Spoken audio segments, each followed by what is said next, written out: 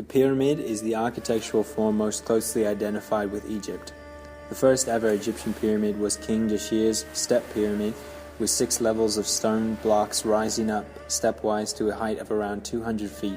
It was built during the 17th century BC for the burial of Pharaoh Dashir by Imhotep, his vizier. The 4th king of the 3rd dynasty, Khaba, built the second pyramid around 2630 BC. The layer pyramid had 7 steps, 1 step higher than Dashir's. Then, the final pyramid of the 3rd dynasty, the Medam pyramid, was constructed by King Huni, but not finished until Senref's time, the beginning of the 4th dynasty. The first pyramid, finished during the 4th dynasty, is distinguishable from the 3rd. The Medam's period burial chamber was in the pyramid itself rather than the ground below or nearby, as had been the case for step and layer pyramids.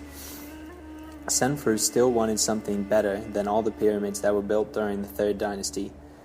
He created the bent pyramid with smooth sides in 2600 BC. This pyramid represents a transitional form between step-sided and smooth-sided pyramids. Senfru's resting place, however, was not the bent pyramid.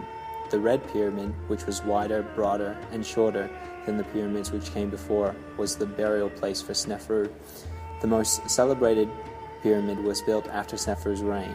It is the Great Pyramid of Giza, built by Khumfru the Evil for him and his queen in 2580 BC.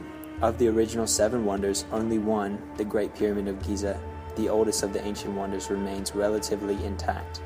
Khufu's son, built what is considered to be the last pyramid of the Egyptian dynasties, the Middle Period of Giza. The Khafre's funeral complex is the best preserved and also the most famous for the Great Sphinx that sits just beneath Khafre's Valley Temple. The question that is most asked about the pyramids is still, how could the ancient Egyptians build the pyramids with enormous structures? In the spring of 1950, the Museum of Science in Boston tried to answer that question by undertaking the construction of a model of one of the pyramids as the first in a series of representations of great engineering achievements of the past. They worked on a tiny scaled pyramid, 1 to 120, to represent the steps that the Egyptian workers had to go through to build the pyramids. They assumed that the blocks of stone were moved on wooden sledges. The inclined planes or ramps were employed in raising stones. Wooden timbers were laid like railway crossings on the ramps so that the heavy sledges could slide over them with reduced frictions. As the pyramids grew taller, the ramp had to be extended in length and its base was widened, else it would collapse. Many of the pyramids were still built with a number of different stone materials.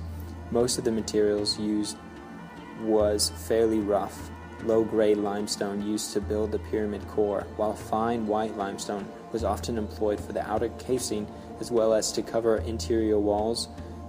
James Frederick Edward also tries to answer the question in his book Technology and Culture. However, he did not build any construction model. He also did not try to explain how the rocks were moved. By using his mathematical and physics knowledge, Edward tried to work out the number of people which was needed to build a pyramid. He calculated the number of workers needed to haul a stone which was known to have weighed about 58 tons to be 174 workers. The number of haulers depicted in the tomb paintings is 172, which is close to his calculation. He also used his physics formulas to calculate the number of men required to keep a block of stone and sledge assembly moving up an angled face of the pyramid. According to Edward's calculation, there is no doubt that the construction of the pyramids required huge labor force. Unsurprisingly, a large workers' burial ground was discovered at Giza. A workers' town was also found near the famous Giza pyramids in Egypt.